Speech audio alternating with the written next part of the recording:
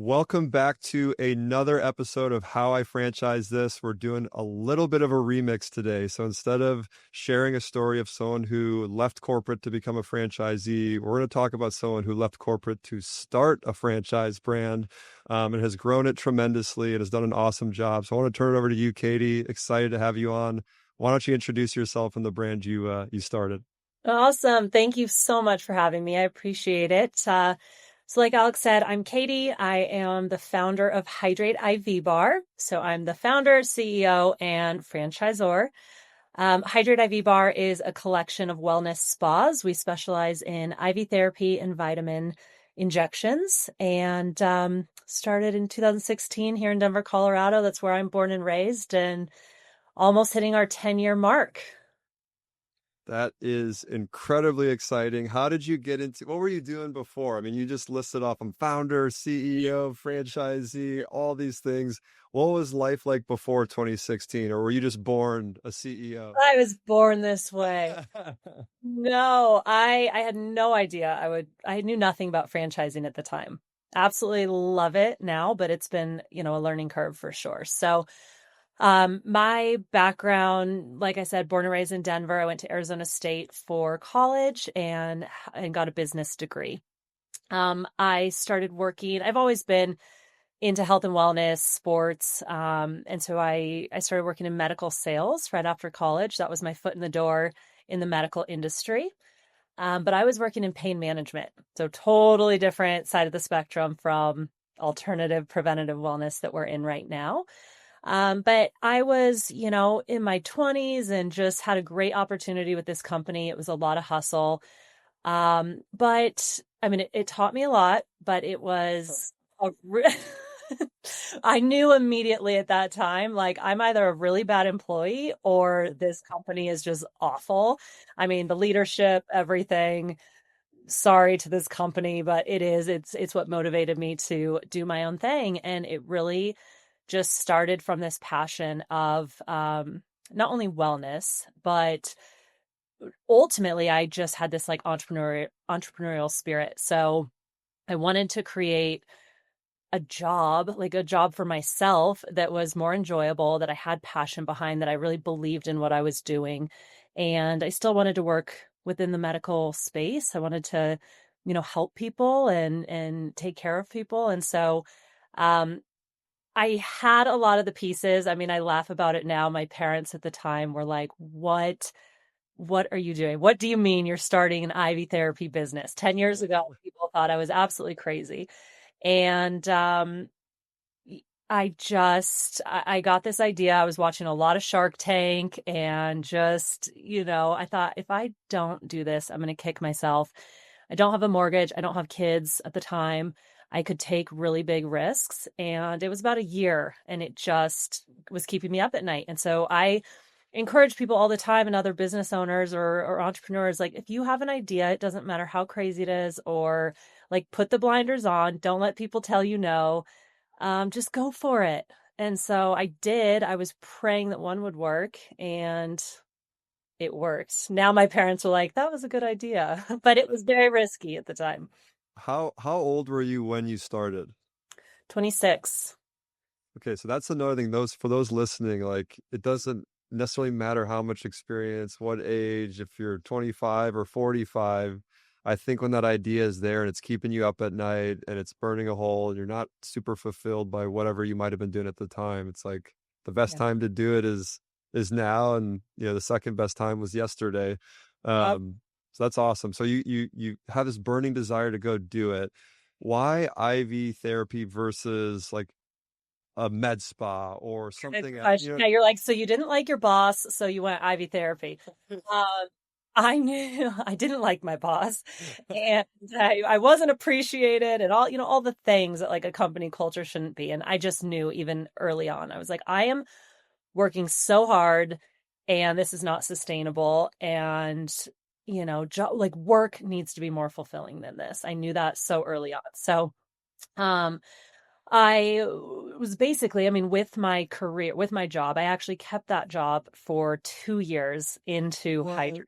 Yes. So this is also, I mean, when I talk to other people and you have to like, your risk management of, um, you have to have some sort of safety. Like I do say, like, go for it, do it. But I knew I had a safety net. I knew I could fall back on my family. I knew I kept a job. I had a salary coming in. I had income coming in while I built my business. So there were, things like that I kind of had in place. But I was going to conferences and started seeing anti-aging, longevity, at a lot of these conferences. I was working for a compounding pharmacy, and so I had a lot of the pieces. I knew doctors, I knew nurses, I worked for a pharmacy. I believed in myself with business. I knew that, in Denver, I was deep rooted in the community. I have a big family. I come from a sales background. Like, I was ready to just grassroots hit the pavement, and I had a lot of energy. I have 2 kids now, not as much energy, but so it just was like this burning desire. And that's when I was first introduced to IV therapy. So, um, again, I traveled to about 10 different cities over the course of a year. And anytime I was in a city, I'd go to a friend's wedding or a work conference or something. I would always see if they had IV therapy.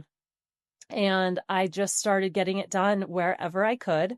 And I picked pieces like, what do I like or what don't I like about this experience? And still at that time, I had no idea how I was going to start this business, but I just knew that I was so fascinated and mostly I wanted to create this experience where people could take control of their health and they felt empowered, like they were the CEO of their own health.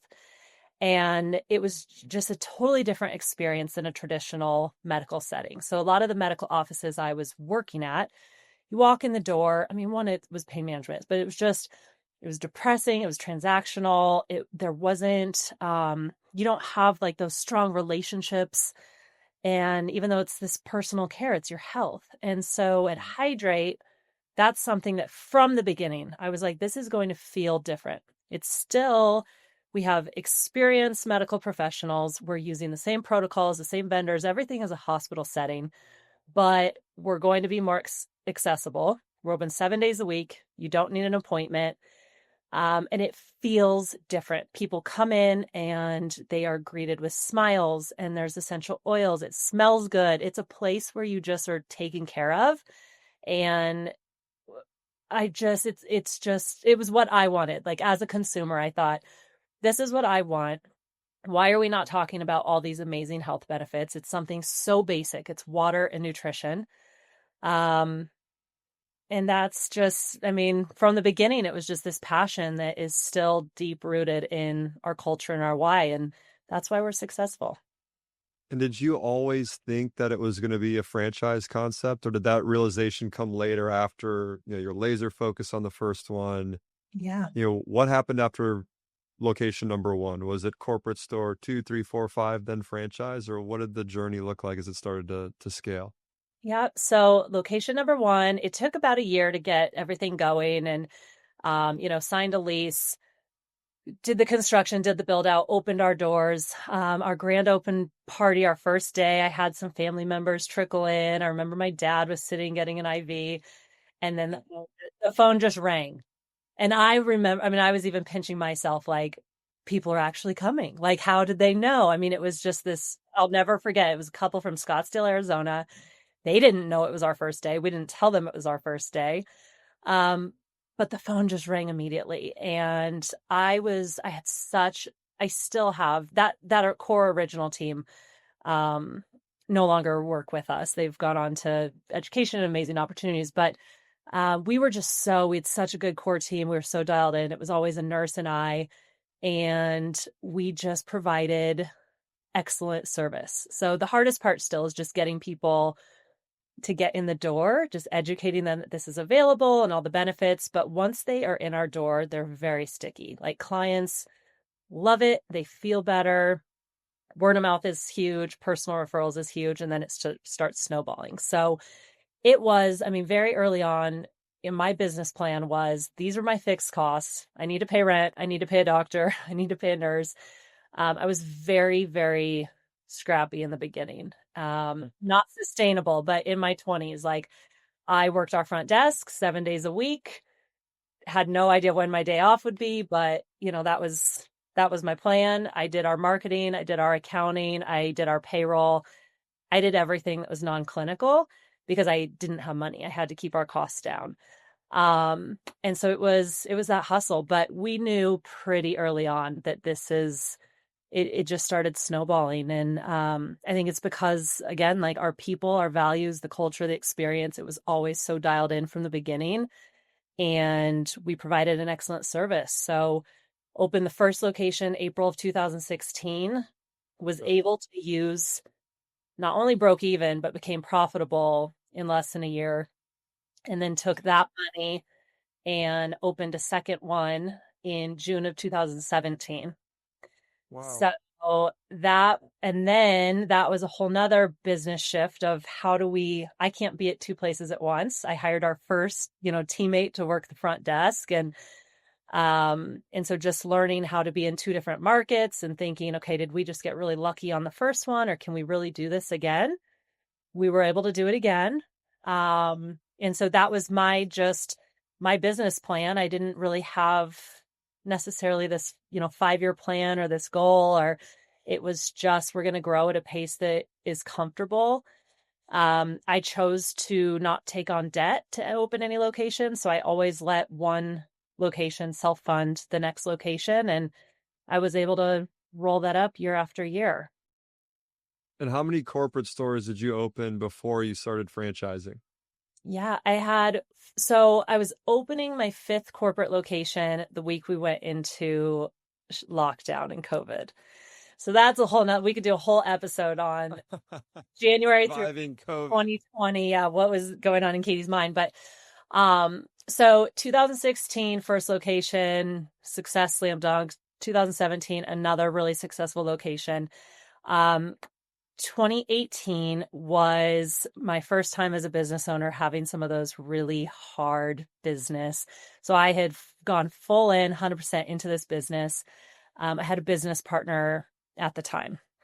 Um, not so great of a relationship. So ended up not going well. I bought him out that year. Actually went into January of 2019. So that was just a year of learning, growing, changing, kind of getting everything back in place. So it hasn't always been rainbows and butterflies. There's been some hard times, but 2018 I bought him out, and then it was 100% mine, and I was ready to just give it my all. So I committed. I left my other job. I committed fully, and then I opened two more in 2019.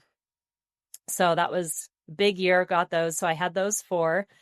January of 2020, a client of mine since 2016 he's worked in franchising, familiar with franchising, and every single time he would come in once a month, Katie, you need to franchise this. This is a good concept. You need to franchise. And I had just gone through this partner buyout. It was super stressful and draining. And I thought, I'm never going to have a partner again. I can't, like, this is a horrible idea. No one's going to love this business like I will. Franchising sounds like a nightmare. And those were the thoughts in my head because I didn't know. And he wouldn't stop. And I'm so grateful for that because I don't know, everything just kind of shifted. And so in 2019, I actually brought on a business partner to open one of our locations. Her name's Amy. She's my business partner now in the franchise entity. So I did trust again. I did wanna, do another business partner. It's worked out fabulously. I want to ask you about that because I think a lot of people, whether you're a franchisor or you're getting into buying a car wash with someone or starting a tech startup, there's always this question about, should I do it alone? Should I do it with a partner? Do you have any kind of general advice on, having a partner versus not a partner? And then if you do decide to have a business partner, like how do you think about finding the right one? And what are some of the lessons you learned by, I think, having a good one now, it sounds like, and then one that wasn't so great. And what did you learn from those two moments? Yeah. Oh, so, I mean, so much, so much. I, we tell our franchise owners this too, because we have a lot of partnerships coming to us right now, a lot of husband wives, a lot of best friends. Everyone comes at it 50-50. From my own personal experience, I highly I don't love 50-50. I think everyone, like one person needs to at least be the decision maker or know where this, where you're steering the ship. So it's like a marriage. You're so excited going into it. Of course, you're like in the best place and you're excited and everyone's on their best behavior, but then life happens. There's curveballs. So you have to be prepared for that exit before you go into a partnership. Just like you'd have, I mean, it's a prenup before a wedding. You don't want to talk about it, but having that in place. So having a solid operating agreement, I cannot stress enough, knowing what does the exit look like? Should your relationship go sour? Or, worst case, I've seen some partnerships where one of the partners passes away and now a spouse is coming into those shoes or a trust. And if that wasn't set up in an operating agreement ahead of time, it could be really, really dangerous. So I think partnerships can be hugely valuable. I think why my partner and I work so well together right now, she came in knowing that this was my baby. She has always been okay kind of being behind the scenes or being like, she is the first one to put my lipstick on and get me up on stage. And she allows me to be in that spotlight. She is here to support and grow. And that's been so beneficial for me. But a lot of people start partnerships either, you know, both want to be the CEO or it's kind of this like ego fighting for titles. And I think that's where it really gets challenging. Yeah, I always tell people, like, I made the mistake early on. I was trying to partner with people that looked just like me. I was like, oh, I was a consultant at EY. They're conveniently around me. We're all problem solvers. It'll work great. But we don't need two of me. We don't need, two of you. It's you want complementary skill sets. And so I always tell people this, like, there's this kind of cliche or misnomer that, like, don't get into business with friends or family. And I'm like, it Yeah. can work if they have a complementary skill set because you have that deep trust. Someone's calling the shots, someone's the operator, someone's the marketer. Like, you bring your own value to the table. And so it's always interesting to hear what other people have learned because I think everyone who's done business at some point has had a partnership not work out or an employee not work out. And I think there's a lot of good, learning lessons in those moments. Absolutely. I mean, I agree with that, whether it's a partner or just your team that you're building, hire for your weaknesses. Like what am I really good at and who can complement me? You want it to be collaborative and you want to, lift each other up and fill the gaps versus compete against each other. So Exactly. I couldn't agree more. But I I have seen a lot of our partnerships, a lot of the owners that come to us are partnerships of three, and I love that. I love three is my lucky number, but I just think three different personalities, there's always a deal breaker. Like I've seen that work really well. But people are hard. I could be They're hard. the they're There's the emotions. best and worst part of a business. Yeah, I mean relationships, trust, communication, everything in life. I think that is it's so important. And so you have to, whether it's your partner, your teammate, business can be really challenging. I mean, I have so much to be grateful for. We are riding a high right now, and we have super high highs and low lows every single day. I mean, every day. Now there's things that come at me and they don't feel like fires. 10 years ago, everything was a fire. Now I can, my heart rate's a little bit more calm. Stable. But you're constantly reacting. You're reacting to just the daily operations, to life, to things you can't control. And I think that's one thing in franchising. We can back up, but I think so many people come in thinking, okay, this is a business in a box and I'm buying in and they're just going to hand me over, all the SOPs and the books. And yes, and you have to execute. You still have to work your business and you're still the one that, needs to be called if the power's out or, whatever. Like business is hard. It's challenging and it doesn't stop. I mean, a career you can quit and walk away from. When you're personally guaranteed on loans, when you're personally guaranteed on a lease, you don't have an option. I mean, so that is so stressful. And I think some people, that's so important to us, is really, I don't want to scare people away, but I just want to make sure that some of those expectations are there. I Because it feel can like really half of franchising is expectation setting. It's just like, hurt. hey, this is what this is going to take. This is what's going to happen. Are you ready to do this? Yes or no? If the answer is yes, then like we're doing it. You're on the treadmill now, and to your Yeah, point, that there's no off button on the treadmill though. Once it starts going, totally. but yeah, I do want to backtrack to that a bit. You were saying, you'd open corporate store, I think four in 2019, and you had this customer that was like franchise, and you're like, I don't know. When was that moment where you're like, all right, I'm doing it, I'm ready to do it? And how did you know you were ready, and why did you decide in that moment it was time to franchise? I think at that time I, had a successful partnership. I felt like I had kind of re-identified, rebuilt myself. I had the confidence after the last couple years and the not so great partner. And I recognized that we're onto something good. And most importantly, like, yes, the revenue, yes, the profit was nice, but I saw how much we were helping people and their reactions. And that how do we share this with the masses? Like, this is creating phenomenal jobs for these nurses. And this is even pre-pandemic. Now, especially, nurses are like running to us to get out of the traditional hospital settings. But um, I wanted to share it. And I knew that operationally and capital, I only had the bandwidth to do so much myself. And especially going out of state, franchising you can scale a lot faster. You have more people.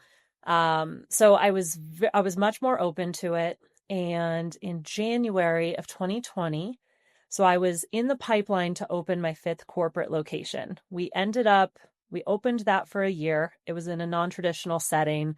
Wasn't a full brick and mortar like we have, for our other locations. It was this shared wellness marketplace. Long story short, we ended up closing it. The whole marketplace never really took off the way we anticipated due to COVID. So I have had one store closure. Um, but I had four. And so January of 2020, Brendan was the client of ours. He is now my first franchisee, and he now owns five in the system. So it's very, very cool how full circle it's come. But he and Amy, my business partner, and her husband, Chad and I sat down, and they always said, if there's an opportunity to be a part of this in a larger capacity, we would love to. And so we all sat down and we looked at, what does franchising mean? In the back of my head, I remember still thinking we could still go through with this and I don't have to sell them if I don't want to, which is kind of silly that I would spend that much time and money. But I still was a little bit like one foot in, one foot out a little bit. And we built the system, we hired the attorneys, we hired consultants, everything to start building our franchise disclosure document. And then March of 2020 came along and all of our locations were shut down for the foreseeable future. It was just like we've committed this time and energy to growing our business, telling people how amazing this business opportunity is. And I don't know if I'm going to have a business anymore. So it was wild. And our immediate reaction was like, let's keep going. Like there's no option. We're doubling down. Let's keep going. So spent that time. All of a sudden we had, all this time that we didn't have before. I had my management team that I wanted to keep working. I didn't want to furlough them.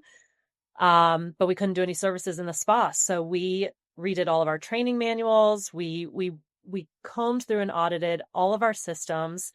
Every SOP, we rebuilt everything. And by the time we were ready to file our franchise agreement or franchise disclosure document, our stores were all opening up again. And we just hit the ground way stronger than we were even before. And the silver lining is the wellness industry just started skyrocketing. I mean, once we opened, clients who were coming to us started coming in more frequently. The average tickets were increasing. And, we had to pretty much start from very low again. But we rebounded so much faster than I thought we ever would. So Brendan, I'll go back to him, filed the franchise disclosure document in July. And he came to us and said, surprise, I want to be your first franchisee. And I thought, man, someone just, you know everything about this business. If you just got behind the curtains and you still, want this, let's do it. And it was in Colorado. So, um, Did you know he was gonna do that when he was like, "Hey, you should franchise. no Hey, idea, all but this money." What? now Maybe that was like a test. Maybe that was like a it was, test where he's like, I know it was such a curveball. I bet he knew that this would happen, which is great. Like I love him, respect him. It's, I truly good days and bad days. Sometimes on bad days I call him and I'm like, this is because of you. Like you franchising and but I'm so grateful that I knew I had this team. I felt supported. It was another big risk. We were getting into something that, we weren't really familiar with, and we know how to run successful operations, but then supporting a franchise system. I mean, it's a whole different business. And I think I see a lot of founders, franchisors now that they're two different businesses. I mean, we've tried so much to do kind of this hybrid team, but we really, when I am on my like spa operations hat, I put that on. And then when I'm my, franchise sales development, that hat, it's completely different. So yeah, I mean, fast forward, Brendan and his team, he has two partners. They just opened their fifth location. Our second franchisee is my husband's cousin. So we went with family. We're like, this is either going to be an amazing idea or a horrible idea. And it's amazing. They're our top performers. So her and her partners are in Arizona. They have five. So of the 25 open locations, 15 are held between three owner groups right now. And that is just, it's amazing validation for us. And, it's really, it's just exciting for us that we've been able to build a business that is scalable even within the different franchise owners. And that's always been from the very beginning. We've wanted to be super intentional with who we brought on. One, because you're managing more people and expectations, and it's expensive. It's expensive to be a franchisor, and the mm-hmm. technologies and legal, and I mean, it's so we've gone at a slow but intentional pace, and we've really focused the last couple of years on supporting our owners to become multi-unit owners. And, this last kind of year and a half has been the first time that we've more actively, we still do sales internally. But it's the first time that we've really kind of branched off into these newer markets, and almost everyone is a multi-unit. Yeah, I was gonna ask because I think it's something, whether it's a franchisee, a franchisor, that's I guess unless they've been further along, but most people don't realize how expensive it can be to get a franchise system off the ground. Are you comfortable sharing like a ballpark range of like, hey, we've invested $500,000, $1 million, $2 million, 200 grand to get this, franchise system going? Yes. Yeah, I'm happy to share. So between myself and my husband and Amy and her husband, we have still chosen to self-fund the franchisor entity as well. Which we, are having these conversations often because we also don't want to be what's holding the franchise system back, but we are restricted by our own capital. So, with more capital, we could grow faster, invest in more people, have a better CRM system, things like that. So it's very much on our radar. But our corporate units, we're fortunate that the corporate units are profitable in the way that they are, so that money can transfer over and help fund the franchise system. But I mean, since 2020, I'm over $1 million in, and even last year we broke even. This year we're hoping to have, maybe $400,000 profit. This is for the franchisor entity. So that's like, whew, if you You're out of the woods a little bit. yeah, but Amy and I, we don't take salaries. We're still, it's 5 years in, and it's sweat equity all day, every day still. And I'm sure, I mean, our teams probably don't even know that. I don't even know if our franchise owners know that. Um, they can now. It's fine. I'm proud of it, but that's, our hearts are in it. Our investment is in it. Everything like this means everything to us. And so every decision we make, um, we have a lot on the line. We have a lot of debt, and it has to work. It will work. Well, I appreciate you sharing that because I think it's easy on the outside looking in. People will be like, "Oh, you have 25 locations," and it's. I mean, because our laundromats we're up to 40 now, and like we're still figuring a lot of it out on that previous business I'd started. And I think it's important to be transparent and sharing that because I think it goes like you said, you're proud of it, and if I think if your franchisees knew that or your franchise, your other partners knew that, they'd be like, "Wow, like they're in the trenches with us." I think it's only a good thing.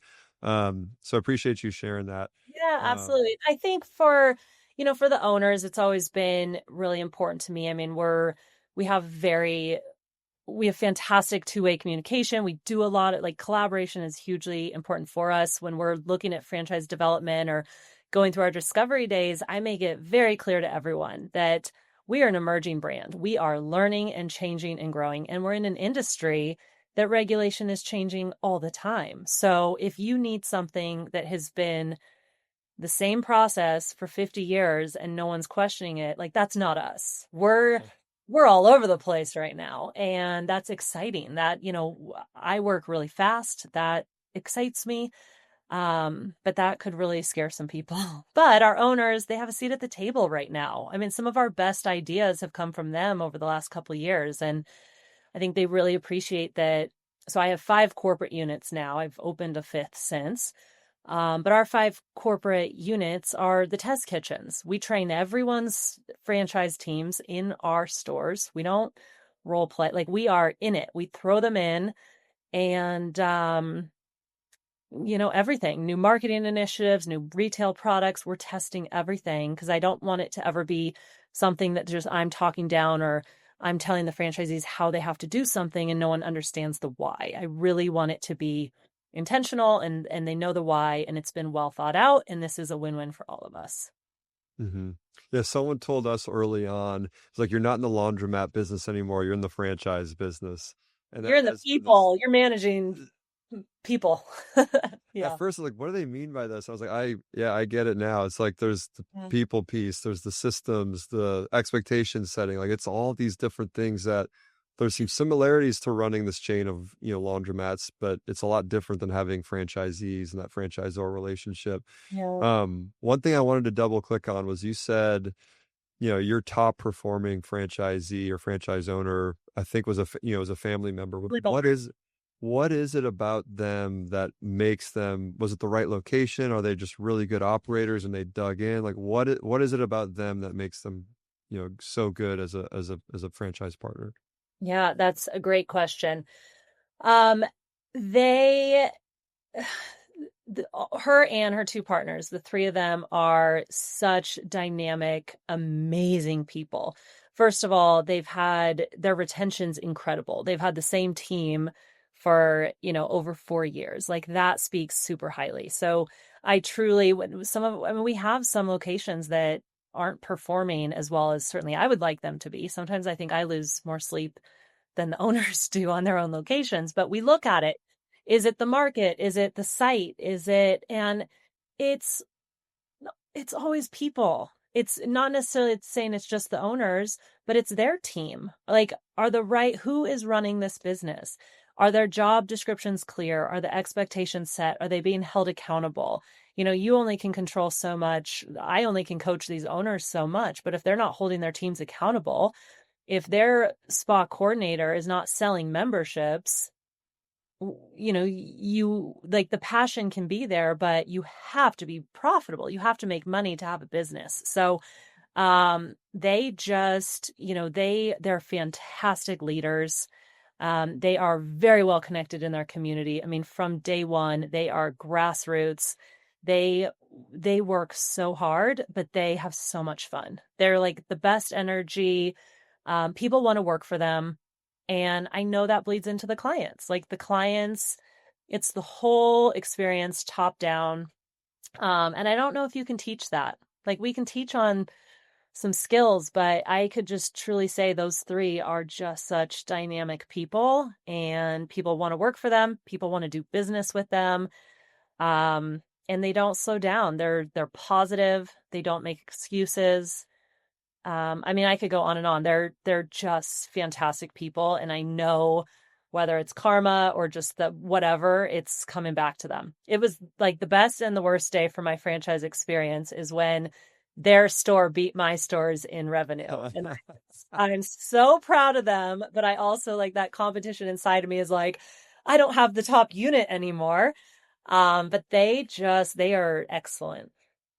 We've done some interesting like business breakdowns, and some of the stories that we've told, the ones that have been surprising to me is some of these like large multi-unit operators that do more revenue and profit than the franchisor does. Like then, they make more money than the CEO of Domino's, like the top Yeah. Domino's franchisees. And I'm sure like at first that's like this bittersweet realization, but then as you think about it, it's like this baby that I started is now creating all this wealth for other partners, and that's the whole point of this Oh my franchise God. model. And It's incredible. I mean, yeah, I've seen it change their life. And I went from this mentality of no one's going to love it the way I do.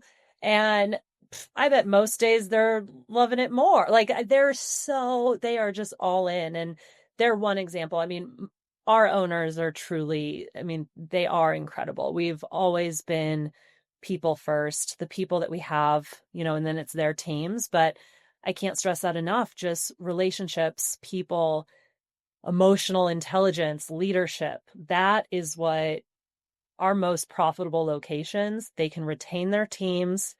They're well respected. People want to work for them and they build fantastic relationships. And so the customers want to give them their business. have you said no to any candidates coming through that were going to become franchisees? Yeah, I've said no a lot. And why? Yeah, why do you say no? What are some reasons? It's hard. I mean, I have people wanting to give me a $50,000 check. It's hard to say no, but it's either not a good culture fit. We have people who are very interested, but they are only interested because they heard that the margins on injectable vitamins is great, but they don't necessarily believe in it. They don't want to be a customer themselves. They don't do anything else for their wellness journey. It's just like how it's not that easy. I mean, you have to be aligned. So I get to know people a lot. Yes, I want to know that your background check cleared and your credit check and that you have the money. Like those are checking the boxes. We have to make sure the market is a good fit. But I want to know how they've led teams. I want to know what they do for their own wellness. I want to know, how do they manage conflict? Like, I want to know about the hard days that we're about to have together and what are you going to do when you're blowing up my phone, on the not so nice moments. So, we have a lot of amazing, amazing people that come to us, but it's usually not aligned. Um, Either they have a lot of capital and they do not want to operate it, and that's a red flag to me, or they are amazing. Like we have a lot of nurses who come to us and they just don't have either the capital or maybe the business experience. So there haven't overall, I'm trying to think if there's been anyone that's just like, what the heck? But, there's been some that come to Discovery Day. A lot's virtual until they fly out and meet us in person. Yeah. We always take them out to dinner or like a happy hour the night before because I want to know how they treat the wait staff. I want to know what their manners are like in the restaurant. I want to know how they start talking when they're not on their best behavior after they have a few drinks in them. That is the most telling. And there are absolutely times after that where I've just said, Nope. there's not having them represent because they're also, all of our owners work so hard. I mean, it's a representation of me, but you're representing all of us. So, Yeah, the analogy we've started using recently is like it's like an HOA because we have clients come through. They're like, "Why is it the franchise agreement so one-sided, favorable to the franchisor?" And we're like, "Look at your HOA agreement, and like it's very restrictive. You can't start an auto body shop in your garage. You can't yeah, paint your house hot pink." And they're like, "Well, yeah, that makes sense. You'd ruin the home values of the rest of the neighborhood." And I'm like, "There you go. If a we have brand franchisee." standards. If a Yeah, franchisee goes rogue and starts selling, yeah, I don't know, donuts and fried chicken at the IV spot, like it probably lowers the brand of and diminishes the brand that everyone's worked so hard to build. And exactly. then be I like, think that oh, okay, I get it now. Yeah, so sorry to cut you off. I think that's very telling in the beginning. If some of the introductory conversations we have, if they immediately want to change everything about our business, you start your own business, you should not join a franchise system. So if I have a call and someone says, well, I don't like these brand colors, I want to do red or something, or I want to do this and this service. Like if they're questioning it and challenging and trying to change that much before they're even in the system, that just sounds like a nightmare. Yeah, yeah, that's a good sign. Thank you, but no thank you. Have you seen the movie The Founder? McDonald's? Yeah. Yeah. There's the scene where, and this is kind of what Katie's talking about, is there's a scene where Ray Kroc sells the first franchises to like folks at the country club. They're all wealthy type people and they don't want to listen to the system. So one of them starts selling like shrimp po' boys and like, and Ray Kroc's going around like, what the heck is this? Like, this isn't what you signed up for. And he realized like, I need to work with people who are like bought into the vision and what we're doing and like understand that we've proven a lot of this in. And, this is true across all brands is if you're going to buy into a system, you got to buy in and, in every sense of that word and really believe that Katie and her team and all the experience that they've had, have developed the right set of playbooks and marketing. And of course there's room for new ideas, but it's not drastic 180 deviations of we're going to roll out a completely unrelated product line or, pricing structure. I think that's good, good insight. Well, Uh, and I can tell you, our most successful franchise owners, they follow the playbook.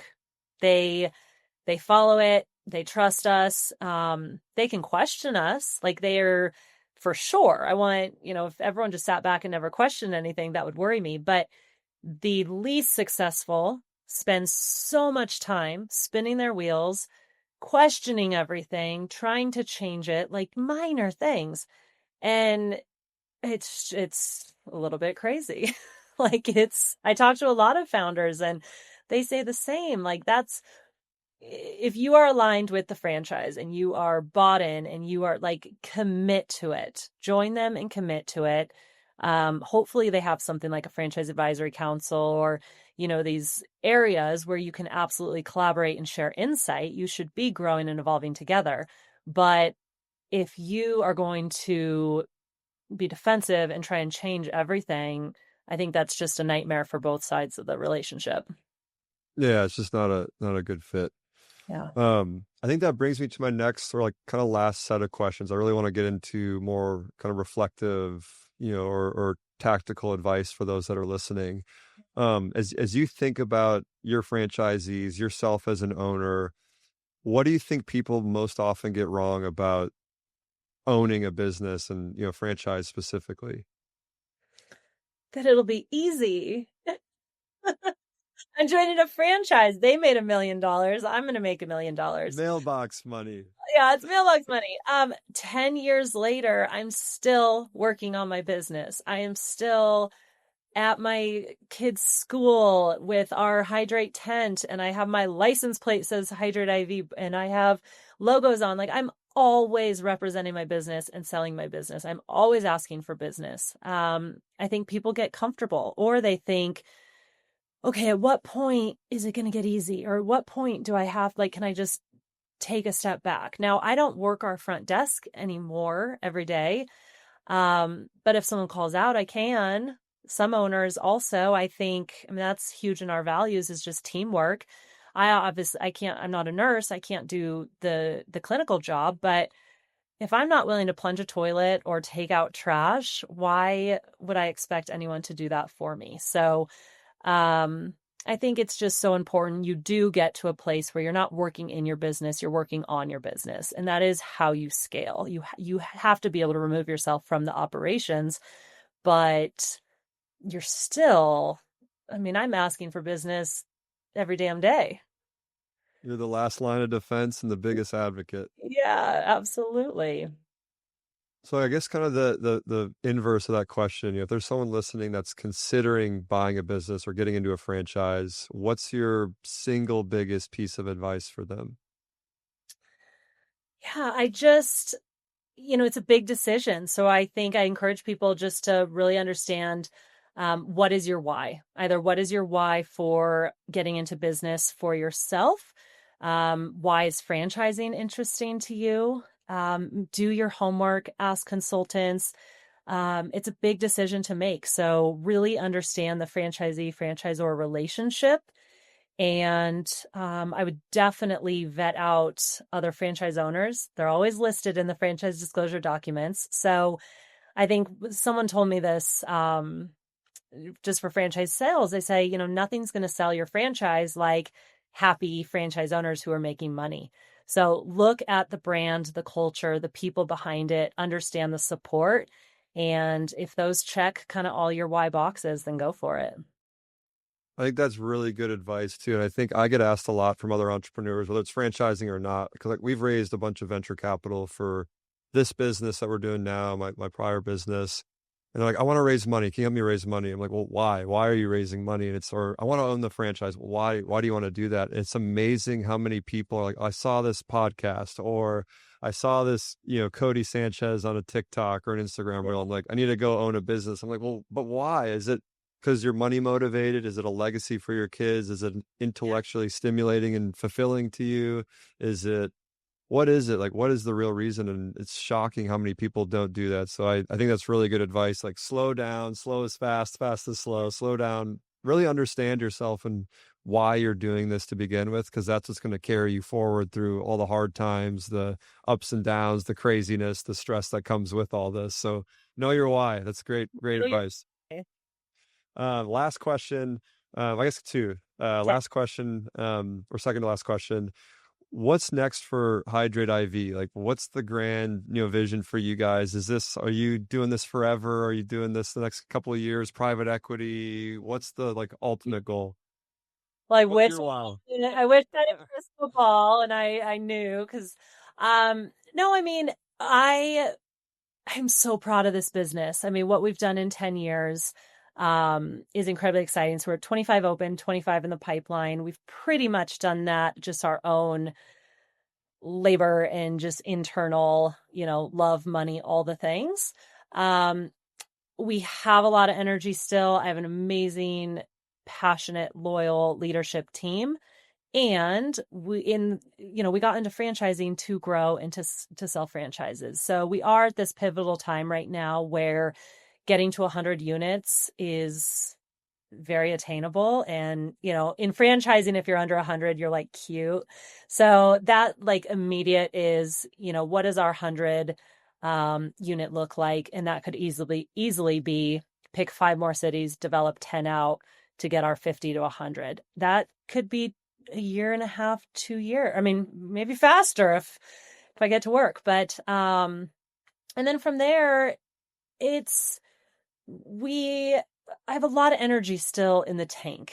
I don't want to say never, but I'm proud of myself as the CEO. I'm proud of myself as the visionary. I know I can still take this business further. We're really just scratching the surface. So there are a lot of other revenue streams that we could look at that really doesn't change our business model as far as, our build out or equipment or labor. So we're looking at peptides and hormones and some of these this is where I'm so fortunate that we have an amazing clinical team. We have an IV advisory board. I have a fantastic chief medical officer. So I have these visionary big plans, exciting, and then I bring it to our clinical team and they're like, this is how we do it, safe, compliant, and within regulation. So we are in growth mode. I mean, we're excited to continue to grow across the country, but then also just grow our daily operations. And so I think the next 5 years, we could be in a completely different, let's calendar this in 5 years. We'll bring you back. I think we'll have 250, maybe more at that time. All right. You heard it here first, 250 in 5 years. We'll do a look back episode. Okay. Here. Now that it's out there in the universe, I'm going to do it. We'll hold you to. I'll send you this in 5 years. Like, where are you at? How you come back on. All right. Last question, I promise. Where can people find you if they want to learn more about the business, learn more about you? Can they follow you on Instagram, LinkedIn? Yeah. Where should people go to find you? Absolutely. So our website's hydrateivbar.com. That, of course, will tell you, you can find our locations nationwide, the benefits of the services. And then we have a franchise page that has more information about owning a spa. There's, contact us. I would absolutely love, I love sharing my story. I love talking to others. If you are a business owner and you just want some advice, whether it's, I don't know if I can always share the advice. I might ask you for advice, but just someone to talk to. I would love to extend myself. And I've had so many fortunate just mentors and coaches and people that have been so helpful for me. So if I can pass that on to others, I would love to. My LinkedIn is Katie Wafer. Wafer is my maiden name. Gillberg is my current name. But yeah, LinkedIn or our website. Our Instagram's Hydrate_IV Bar. And you can slip into any of the DMs. I'll see them. Awesome. You can find Katie in a bunch of different spots, but Katie, thanks for all the See us wisdom. in Denver. Come, Or come see come her in share an person. IV with me. There you go. Yeah, what better way to learn about the business than to Yes. be hooked up to an IV talking about it? But Katie, thank you so much for coming on, for sharing your story, the wisdom. Until next time, everyone, this was How I Franchise This, and we'll see you back again soon.